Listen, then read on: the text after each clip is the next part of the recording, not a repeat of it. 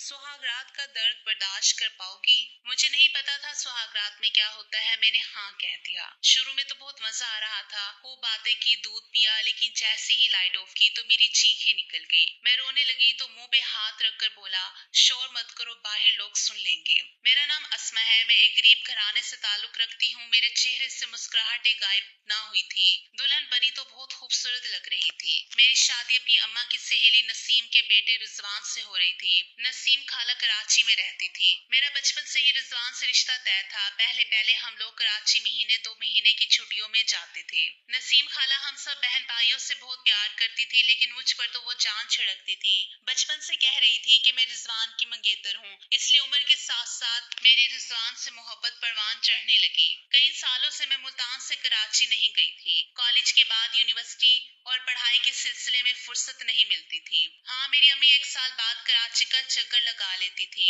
लेकिन चंद दिन बाद वापस लौट आती थी। वो रिजवान की बहुत तारीफ करती थी, कहती थी कि वो अपने दोनों भाइयों से ज्यादा खूबसूरत और खामोश तबीयत का लड़का है, बहुत समझदार है। उसकी तारीफें सुनकर मेरे दिल में उसकी मोहब्बत भर गई थी। इस बार खाला ने फोन किया तो कहने लगी, मेरी अमानत अब मुझे दे दो, अस्मा रिजवान की अमानत है। मेरे माँ बाप को क्या इतराज होना था, मैं घर में सबसे बड़ी थी। मुझसे छोटा भाई था जो अबू की दुकान संभालता था। अबू मुझसे छोटी 2 बहनें थी जो स्कूल में पढ़ती थी। हमारा ताल्लुक गरीब घराने से था। अम्मी ने मुश्किल से मेरा जहेज बनाया था।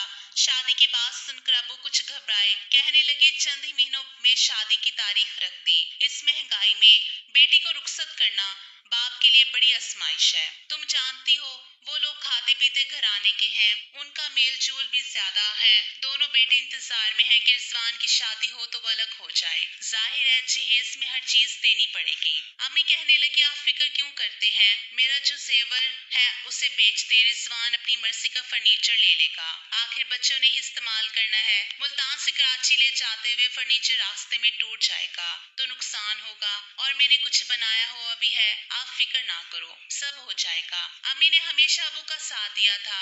मैं सोच रही थी कि काश रिजवान जहेज लेने से इनकार कर देता। खैर, शादी का दिन आ पहुंचा। मैं बहुत खुश थी।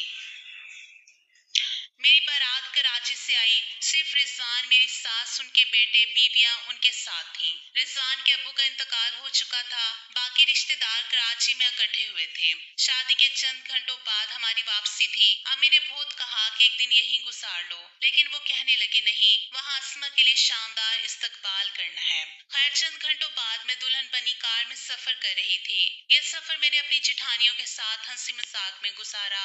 वक्त का पता ही ना चला। कराची पहुंचकर छोटी मोटी रस्मों के बाद मुझे रिजवान के कमरे में बिठा दिया गया। कमरा बहुत बड़ा था। मेरा फर्नीचर भी बहुत खूबसूरत था। कमरा फूलों से महक रहा था। रिजवान कमरे में दाखिल हुआ तो मेरे दिल की धड़कन तेज हो गई। अब तक अम्मी से रिजवान की इतनी तारीफें सुनी थी कि मुझे लगा था वो बहुत खूबसूरत और हैंडसम लड़का होगा, हजारों में एक होगा। अपनी किस्मत पर जितना रश्क करती कम था। रिजवान कमरे में आया और मेरे सामने बैठ गया। मैंने फौरन नजरें झुका ली। 5 मिनट तक वो कुछ ना बोला, ना मेरी तारीफ की, ना मोहब्बत की। मुझे लगा वो लंबे लंबे सांस ले रहा है। मैंने आहिस्ता से निगाह उठाई तो उसकी आंखें किसी जज्बे से लाल थीं। वो बदहवास लग रहा था। कमरे में एसी चल रहा था, फिर भी उसके चेहरे से पसीना बह रहा था। मैं समझ ना पाई उसकी ये हालत क्यों है। मैंने कहा, रिजवान, आपकी तबीयत तो ठीक है। मेरे कहने पर उसने मेरा हाथ पकड़ लिया। कहने लगा, क्या तुम मुझसे मोहब्बत करती हो? उसके सवाल पर मैं शर्मा गई। मैंने आहिस्ता से हाँ में सर हिलाया, कहा, हाँ, मोहब्बत करती हूँ, इसलिए आज तुम्हारी बीवी बनकर तुम्हारे सामने बैठी हूँ। मेरा ये कहना था कि उसने मेरा हाथ जोर से दबोच लिया, इतनी जोर से कि मैं चीख उठी। मैं समझ नहीं पाई वो क्या कर रहा है। मैंने कहा, मुझे दर्द हो रहा है। रिजवान, मेरा हाथ छोड़ो, मुझे तकलीफ हो रही है। लगता था वो अपने होश हवास में नहीं था। कहने लगा, मोहब्बत का दूसरा नाम दर्द है, तकलीफ है, परेशानी है। तुम्हें मेरी मोहब्बत चाहिए तो दर्द सहना पड़ेगा। मेरे जुनून को अपने बदन पर बर्दाश्त करना पड़ेगा। मोहब्बत यही होती है। मैं सोच भी नहीं सकती थी कि मेरी शादी की रात ऐसे गुजरेगी। उसने मुझे हर वो तकलीफ दी जो ना दी जाती। हर तकलीफ को वो मोहब्बत का नाम देता था। اس نے میرے ہاتھ کی شیشے کی چوڑیاں دبوچ کر توڑ دی، کئی چوڑیاں میری کلائی میں گھس گئی۔ شادی کے نام پر رات بڑی تکلیف میں گزاری۔ اس نے میرے بازو پر جلتا ہوا سگریٹ لگایا، جب چینکتی تو میرے منہ پر ہاتھ رکھ دیتا، کہتا تمہاری آواز باہر نہ جائے، کسی کو نہ پتا چلنا چاہیے کہ ہمارے درمیان محبت ہو رہی ہے، میاں بیوی کا پردہ ہوتا ہے، میری محبت سہنے کی عادت ڈال لو، کیونکہ میری محبت ایسی ہی ہے۔ اس نے مجھے محبت کا جو مطلب سمجھایا، اس سے مجھے لفظ محبت سے نفرت ہو گئی۔ صبح تک میں اپنی اجڑی حالت پر روتی رہی۔ وہ سو رہا تھا، پورے بستر پر میری چوڑیاں بکھری پڑی تھی۔ میری زندگی کی طرح شادی کی یہ رات ہر لڑکی کے لیے یادگار ہوتی ہے۔ میاں بیوی مل کر اسے خوبصورت بناتے ہیں تاکہ یہ رات ساری زندگی یاد رہے، لیکن میں نے اتنی تکلیف برداشت کی کہ اب یہ سسکیاں نہ روک پائی۔ کچھ دیر بعد کمرے کے دروازے پر دستک ہوئی۔ اپنی بکھری حالت میں دروازہ نہ کھول سکی کیونکہ اس نے میرے کپڑوں کو بھی بے دردی سے پھاڑ دیا تھا۔ وہ انسان ہی بھوکا بیڑیا لگتا تھا۔ اس نے رات کو مجھے کپڑے بدلنے کا موقع تک نہ دیا۔ میں ویسے ہی بیٹھی تھی کہ وہ ٹوٹ پڑا۔ اپنا جنون میرے بدن پر نکالا۔ میں نے الماری سے کپڑے نکالے اور واش روم میں چلی گئی۔ نہا کر واپس آئی تو دروازہ کھلا تھا۔ میری ساس اور جٹھانی انتظار میں بیٹھی تھی کیونکہ رضوان دروازہ کھول کر دوبارہ سو چکا تھا۔ میرے چہرے پر ناخنوں کے نشان دیکھ کر تینوں کی رنگت سفید ہو گئی۔ ساس میرے پاس آئی، کہنے لگی اسماء یہ سب کیا ہے؟ میں نے کہا محبت، آپ کے بیٹے نے رات بھر یہی محبت دی ہے، یہ کہہ کر رو پڑی۔ ساس نے مجھے گلے لگایا، پھر جٹھانی سے کہا کیا تم نے رضوان کو دوائی وقت پر نہیں دی؟ یہ سن کر میں حیران ہوئی، کس چیز کی دوائی؟ وہ بولی امی جی میں نے دوائی دی تھی، رضوان کے ہاتھ پر رکھی، کہا بھی تھا کہ میرے سامنے کھاؤ، لیکن آپ جانتی ہیں اسے کتنی جلدی ہوتی ہے، کہہ رہا تھا آپ جاؤ میں کھا لوں گا۔ میری ساس بولی تمہیں کتنی بار کہا ہے کہ پاس کھڑی رہو جب تک وہ دوائی نہ کھا لے، اس وقت تک کمرے سے نہ نکلو۔ وہ بولی ہم نے بہت سنبھال لیا رضوان اور اس کی ذمہ داریوں کو، اب اس کی بیوی آ گئی ہے، یہ اس کی ذمہ داری ہے۔ میری ساس مجھے اپنے کمرے میں لے گئی، ناشتہ کروایا، کہنے لگی رضوان کو ذرا سا ذہنی مسئلہ ہے، لیکن ڈاکٹر نے کہا ہے جلد ٹھیک ہو جائے گا۔ میں نے کہا ذہنی مسئلہ آپ نے ہمیں پہلے کیوں نہیں بتایا؟ میری بات پر وہ غصے سے دیکھنے لگی، بولی اس کا کیا مطلب ہے کہ پہلے نہیں بتایا؟ میرا بیٹا کوئی پاگل تو نہیں، بس ذرا سا ذہنی دباؤ کا شکار ہے۔ غصہ کچھ تیز ہے، اپنی مرضی کے خلاف بات برداشت نہیں کرتا، اس میں کوئی برائی نہیں۔ ڈاکٹر نے کہا تھا شادی کر دو تو ٹھیک ہو جائے گا۔ میں نے کہا لیکن میں نے رات کو اس سے کوئی ایسی بات نہیں کی جو اسے بری لگتی، پھر بھی اس نے میرا یہ حال کیا۔ میں اب اس کے سامنے نہیں جاؤں گی، بلکہ یہاں رہنا ہی نہیں چاہتی۔ وہ بولی رات اس نے دوائی ٹھیک سے نہیں کھائی تھی، ورنہ تمہارے ساتھ ایسا نہ کرتا۔ میں نے کہا جو بھی ہو اب میں اس کے ساتھ نہیں رہوں گی، اگر اس سے کوئی مسئلہ تھا تو آپ کو پہلے علاج کروانا چاہیے تھا۔ وہ بولی پھر وہی مرغی کی ایک ٹانگ، کہہ رہی ہوں اس کی بیماری کا حل شادی تھی، اس لیے کر دی، تمہاری محبت پائے گا تو ٹھیک ہو جائے گا۔ میرا بیٹا پاگل تو نہیں؟ میں نے کہا آپ کو بتاؤں آپ کا بیٹا کیا ہے؟ میں نے اپنے بازو پر سگریٹ کا زخم دکھایا، وہ دیکھ کر چونک گئی، پھر نظر چرانے لگی۔ میں نے کہا یہ اس کی محبت ہے، کہتا ہے میری محبت ایسی ہی ہے، میں نے ایسی محبت سہی۔ رات بھر میری ساس نظریں چراتے ہوئے بولی ٹھیک ہو جائے گا، ذرا صبر سے کام لو۔ کہنے لگی تمہارے باپ نے کتنی مشکل سے تمہاری شادی کے لیے لاکھوں کا جہیز بنایا، اگر تم نے چھوٹی سی بات پر طلاق لے لیا اور چلی گئی تو تمہارے باپ کی کتنی بدنامی ہوگی۔ تمہاری بہنیں بھی ہیں، صبر کرو تو رضوان ٹھیک ہو جائے گا۔ ڈاکٹر کا کہنا ہے کہ اس کا علاج شادی ہے۔ میں چپ ہو گئی، شادی تو ابو نے قرض لے کر کی تھی، کوئی کمی نہیں چھوڑی تھی، ابو کی کمر جھک گئی تھی۔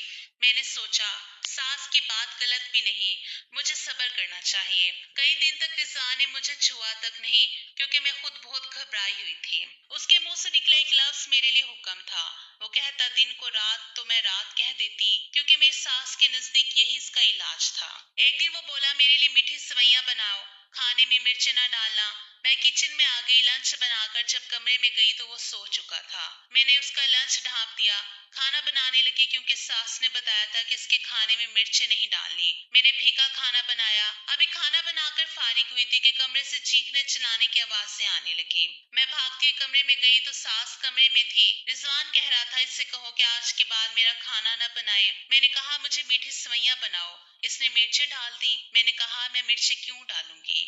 وہ بولا اس لیے کہ میں کبھی ٹھیک نہ ہو سکوں۔ اما یہ میری دشمن ہے، مجھ سے دشمنی نکال رہی ہے۔ मैं हैरान व परेशान खड़ी थी। मेरी सास मुझे घूरने लगी, बोली शर्म नहीं आती, मैं तुम्हारा कितना साथ दे रही हूँ और तुम मेरे बेटे की दुश्मन बनी हो। मैंने कहा अम्मी जी आप खा कर देखें, मैंने इसमें चीनी डाली थी। रिजवान बोला हाँ खा कर देख लो कितनी मिर्चें हैं। जब उसने सवैयां खाई तो बोली इसमें तो मिर्चें हैं, क्या चाहती हो तुम मेरे बेटे को मारना चाहती हो? मैं परेशान थी, कहा मैंने मिर्चें नहीं डाली। वो बोली फिर किसने डाली, तुम ही रख कर गई थी। मेरी सास ने मुझे डांटा। रिजवान मेरे हर काम में कीड़े निकालने लगा, लेकिन मुझे समझ न आया मिर्चें किसने डाली, क्योंकि मैंने तो नहीं डाली थी। जल्द ही पता चला कि मिर्चें रिजवान ने खुद डाली थी। खैर 1 महीने में ही मैं सूकर कांटा हो गई, क्योंकि रिजवान जो कुछ करता मुझसे बर्दाश्त न होता। रात को जंगली जानवर की तरह पेश आता, दिन के वक्त मेरे किए काम को बिगाड़ता। कभी कहता कपड़े ठीक से नहीं धोती, कभी खाने में मिर्च डाल देता और कहता तुमने डाली है, तुम मुझसे दुश्मनी निकाल रही हो। मेरा जी चाहता था जमीन फटे और मैं इसमें दफन हो जाऊं। ये दुख ना सह पाती थी, माँ बाप को सोच कर रोती कि इनका कर्ज अभी नहीं उतरा। अम्मी का फोन आया, कहने लगा जी चाहता है तुम्हें कुछ दिन के लिए बुला लूं, लेकिन कराची से मुल्तान जाने का खर्चा ज्यादा होगा। हम इस वक्त खाली हाथ हैं, ससुराल पहली बार आएंगे तो खाली हाथ नहीं आ सकते। खर्चे के सोच कर चुप हो जाते हैं। मेरे माँ बाप को रिजवान के बारे में कुछ ना बताया, खुद को उसके रवैये के लिए तैयार कर लेती। इंसान इतना ही सह सकता है जितना उसमें बर्दाश्त हो। उस दिन जब उठी तो सर चकरा रहा था। रिजवान कह रहा था मेरे कपड़े इस्त्री कर दो। वो काम पर नहीं जाता था, कुछ भी काम नहीं करता था। घर का सारा खर्चा दोनों जेठ उठाते थे। उसकी दवाइयाँ भी वही लाते थे। चकराते सर के साथ उसके कपड़े इस्त्री करते हुए मैं बेहोश हो गई। जब होश आया तो अपने कमरे में लेटी थी। एक लेडी डॉक्टर सास से कह रही थी कि इसकी खुराक का ख्याल रखो, ये बहुत कमजोर है, इस साल में इसको भी खतरा हो सकता है। मैं उम्मीद से थी, समझ न आ रहा था कि खुश हूँ या रोऊं। हाँ, सास बहुत खुश थी, कहने लगी अपना बच्चा होगा तो रिजवान जल्दी ठीक हो जाएगा। कुछ दिन तक सास मेरा बहुत ख्याल रखती रही, मुझे अपने पास सुलाती, कहती अगर रिजवान के पास गई तो वो तुम्हें छोड़ेगा नहीं, इससे हमल को नुकसान हो सकता है। लेकिन एक हफ्ता ही गुजरा था कि रिजवान का गुस्सा सात आसमान पर पहुंच गया। कहने लगा अस्मा मेरे कमरे में क्यों नहीं आती, तुम मेरी बीवी हो, मेरे पास सोया करो। मैंने कहा आप अपनी माँ से बात करें। मैं रात के बर्तन धो रही थी कि वो किचन में आ गया। बोला क्या मसला है, शराफत से मेरे कमरे में चलो। मैंने कहा सुनो, मैं उम्मीद से हूँ, डॉक्टर ने एहतियात का कहा है। वो बोला तो मैं तुम्हें खा नहीं जाऊंगा, और मुझे बाजू से पकड़कर कमरे की तरफ ले जाने लगा। तभी सास आ गई, बोली इसका हाथ छोड़ो, ये अभी तुम्हारे साथ नहीं जाएगी। वो बोला क्यों नहीं जाएगी। शोर की आवाज पर जेठ और जिठानिया कमरे से बाहर आ गए। तमाशा सा लग गया। सास बोली तुम्हें समझ क्यों नहीं आती, तुम इसके साथ जो करोगे तुम्हारा बच्चा मर जाएगा। वो बोला मरने तो मेरा बच्चा है, आज मैं इसे नहीं छोड़ूंगा। अगर आपने इसे कमरे में जाने से रोका तो यहीं इसके कपड़े फाड़ दूंगा। इसमें जरा सी शर्म न थी, मैं सबके सामने नजरें उठाने की काबिल ना रही। जब सास ने उसे रोकना चाहा तो उसने मेरा दुपट्टा उतार कर फेंक दिया। इससे पहले कि वो कुछ और करता, मैंने उसके सामने हाथ जोड़ दिए, कहा चलो कमरे में जो तुम चाहते हो कर लो, लेकिन यहाँ तमाशा ना बनाओ सबके सामने, मेरी इज्जत खराब ना करो। वो बोला अब आई अपनी औकात पर। जब कह रहा था तो समझ नहीं आ रही थी। वो मुझे कमरे में ले गया। उस रात मेरी चीखें सबने सुनी होंगी। सुबह तक मेरा बच्चा मर चुका था। मैं फूट फूट कर रो रही थी, काश मैं भी इसके साथ मर जाती। अब इस घर में 6 महीने भी ना गुजरे थे कि मैं दोबारा हामला हो गई। मेरी सफेद रंगत पीली पड़ गई थी। जब दूसरी बार हमल हुआ तो सास ने मुझे मेरी माँ के पास भेज दिया। मेरी हालत देखकर अब्बू और अम्मी सदमे में रह गए। कहने लगे तुम्हें क्या हो गया, पहचान में भी नहीं आ रही, इतनी कमजोर क्यों हो गई। मैंने कहा शायद उम्मीद से हूँ इसलिए। मेरा भाई रोज फल लाता। अब्बू ने दूध वाले से कह दिया था कि बेटी के लिए रोज दूध लाया करो। अब्बू अम्मी से कहते मेरी बेटी का ख्याल रखो। देखो इन लोगों ने इसकी क्या हालत कर दी। अम्मी पूछती तुम्हें क्या परेशानी है, क्या तुम ससुराल में खुश नहीं।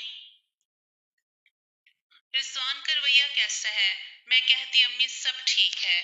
मैं जानती थी माँ बाप शायद सच बर्दाश्त ना करें। यहाँ 6 महीने हुए तो रिजवान का फोन आया, कहने लगा वापस आ जाओ वरना मैं तुम्हें लेने आ जाऊंगा और तमाशा बनाऊंगा, तुम मुझसे बचकर कहीं नहीं जा सकती। میں نے فون بند کر کے ساس کو سب بتا دیا. وہ بولی اس نے ہمارا بھی جینا حرام کر رکھا ہے, واپس آ جاؤ اور وہاں کسی کو کچھ نہ بتانا. میں واپس آ گئی. اس وقت رضوان نے وعدہ کیا کہ میرے ساتھ کچھ غلط نہیں کرے گا. اس کے بدلے رویے پر میں حیران تھی. وہ بولا میں تم سے بہت محبت کرنے لگا ہوں, وعدہ کرو مجھے چھوڑ کر نہیں جاؤ گی, میں تمہارے بغیر نہیں رہ سکتا. میں نے کہا ٹھیک ہے, نہیں جاؤں گی. مجھے خوشی ہو رہی تھی کہ رضوان بدل گیا. اس رات اس نے کوئی بدتمیزی نہیں کی, بس میرا سر سہلاتا رہا, ہاتھ چومتا رہا, کہتا رہا مجھے چھوڑ کر نہ جانا. 2 مہینے تک اس نے مجھے کچھ نہ کہا. جب اسے پتا چلا کہ میں بیٹے کو جنم دینے والی ہوں تو وہ بہت خوش ہوا. کہنے لگا اسماء میرے گھر بیٹا آنے والا ہے, میں بہت خوش ہوں, میں باپ بنوں گا. یہ کہہ کر اس نے مجھے گود میں اٹھا لیا. رضوان بات سنو, مجھے ڈر لگ رہا ہے, نیچے اتارو. وہ بولا تم نہیں جانتی تم نے مجھے کتنی بڑی خوشی دی ہے. لیکن اسی وقت اس کے چہرے کے تاثرات بدلنے لگے, اس کی سانس پھولنے لگی. اس نے مجھے جلدی سے نیچے اتار دیا. کہنے لگا نہیں, میرے گھر بیٹا نہیں ہو سکتا. میں حیران رہ گئی کہ ابھی تو خوش تھا اور ابھی کیا ہو گیا. وہ بدحواس ہو گیا. کہنے لگا میرا بیٹا ہوگا تو اس کے ساتھ وہی ہوگا جو میرے ساتھ ہوا,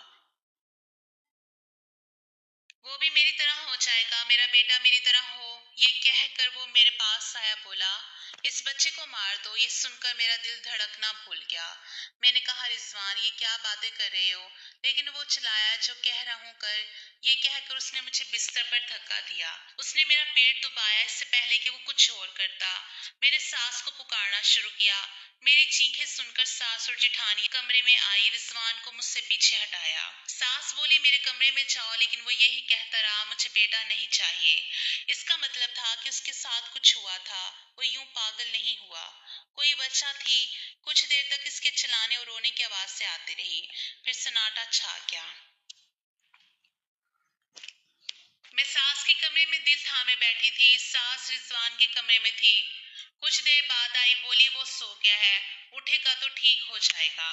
میں نے کہا امی جی اس کے ساتھ کیا مسئلہ ہے, وہ بار بار کیوں کہتا ہے کہ اس کے ساتھ جو ہوا اس کے ساتھ بھی ہوگا. آپ بتائیں اس کے ساتھ کیا ہوا تھا. ساس رو پڑی. کہنے لگی کیا بتاؤں. میں نے کہا جو رضوان کے ساتھ ہوا سچ بتائیں. وہ بولی وہ نیا نیا کالج گیا تھا, کالج میں بڑی پارٹی چل رہی تھی. لڑکوں نے گروپ بنائے ہوئے تھے, الیکشن تھے. ہر پارٹی کے لڑکے دوسروں سے کہتے کہ ہماری پارٹی کو ووٹ دو. رضوان کا غصہ ویسے ہی تیز تھا. جب اسے کسی نے کہا تو وہ بولا یہ میرا حق ہے, میں جسے چاہوں ووٹ دوں گا. اس بات پر لڑکوں نے اسے مارنا شروع کیا. وہ خود بھی زخمی ہوا, لیکن بات آئی گئی ہو گئی. کچھ دن بعد وہ کالج گیا تو واپس نہ آیا. 2 دن گزر گئے. ہم پریشان تھے کہ وہ کہاں گیا. ہر جگہ ڈھونڈا لیکن نہ ملا. 2 دن بعد وہ زخمی حالت میں دروازے پر ملا. بخار میں تپ رہا تھا, منہ سے نہ جانے کیا بڑبڑا رہا تھا. ہم اسے ہسپتال لے گئے. اس کے دماغ پر بڑا صدمہ تھا.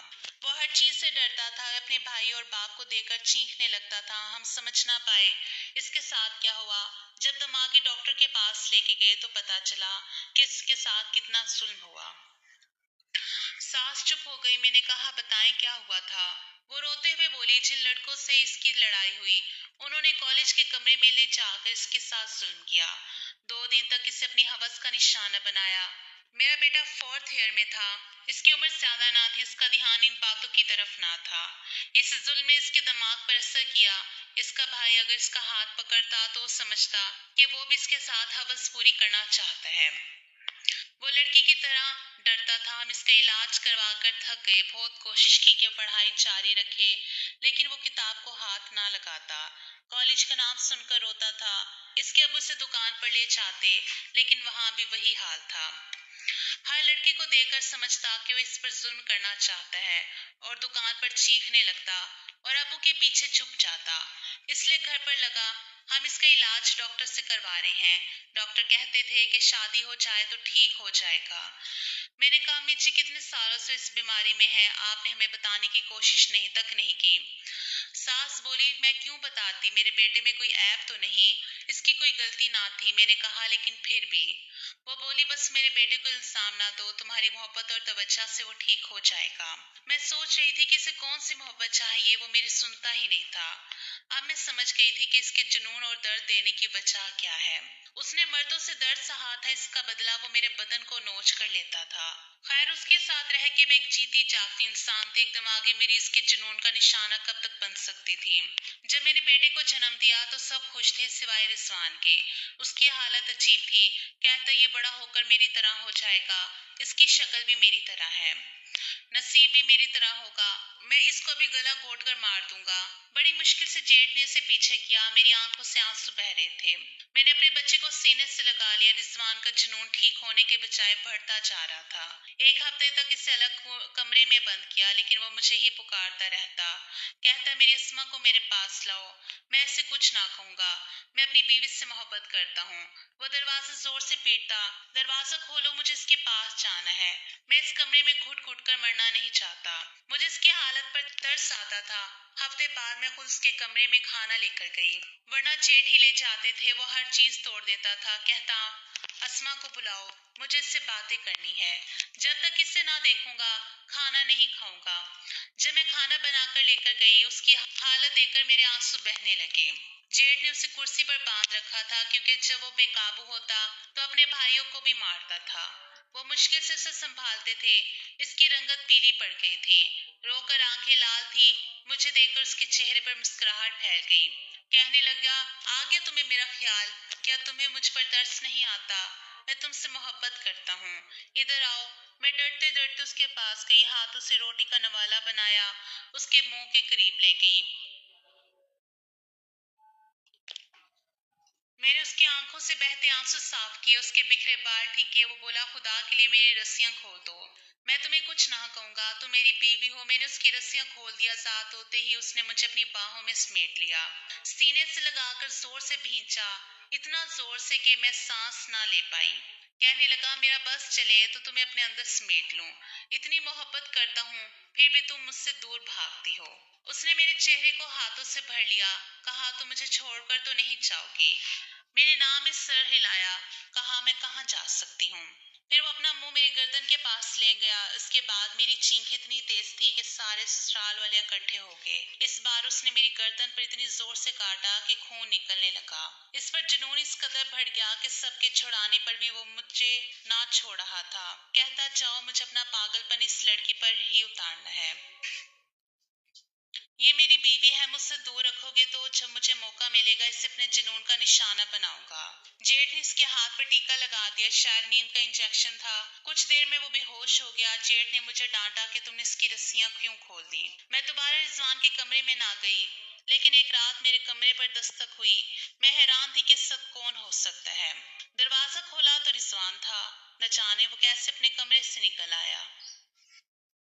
اس نے میرے بستر پر میرے بیٹے کو دیکھا، کہنے لگا یہ ابھی تک زندہ ہے، تم نے اسے نہیں مارا، تم جانتی ہو یہ میرا بیٹا ہے، میری طرح نکلے گا۔ میں نے کہا رضوان جاؤ یہاں سے، تم کیا کرنے آئے ہو؟ لیکن میری جان نکلی جب اس نے میرے بیٹے کا گلا دبانا شروع کیا۔ میں چیخنے لگی، سے پیچھے کرنے لگی، لیکن جب تک سب کمرے میں آئے میرا بیٹا مر چکا تھا۔ میں چیخ رہی تھی یہ قاتل ہے، انسان نہیں، خدا کے لیے اسے پاگل خانے چھوڑ دو، اس نے میری زندگی برباد کر دی، اس نے میرا بچہ مار دیا۔ لیکن ساس کہنے لگی میرا بیٹا پاگل نہیں، بس ذہنی دباؤ ہے، کوئی پولیس اسٹیشن نہیں جائے گا، کوئی اس کے خلاف رپورٹ نہیں کرے گا، بس یہی کہا جائے گا کہ بچہ خود مر گیا۔ میں نے اپنے بیٹے کو سینے سے لگائے رکھا، اگلے ہی لمحے لگا جیسے میرا بیٹا سانس لے رہا ہے۔ میں پاگل سی ہو گئی، چینخ چینخ کر سب کو بتایا میرا بیٹا زندہ ہے، جلدی ہسپتال چلو۔ ہم سب اسے ہسپتال لے کر بھاگے، جیسے تیسے اس کی جان بچ گئی، لیکن رضوان کو نہیں بتایا کہ تمہارا بیٹا زندہ ہے۔ میرے پاس کوئی چارہ نہ تھا، یا تو رضوان سے طلاق لے کر چلی جاتی یا اسے کسی طرح ٹھیک کرتی۔ میں نے ایک طریقہ سوچا، ایک بے جان گڑیا کو سفید کفن میں لپیٹ کر رضوان کے ہاتھ میں دیا، کہا یہ لو تمہارا بیٹا مر چکا ہے، جاؤ اسے دفن کر لو، دفن کر دو،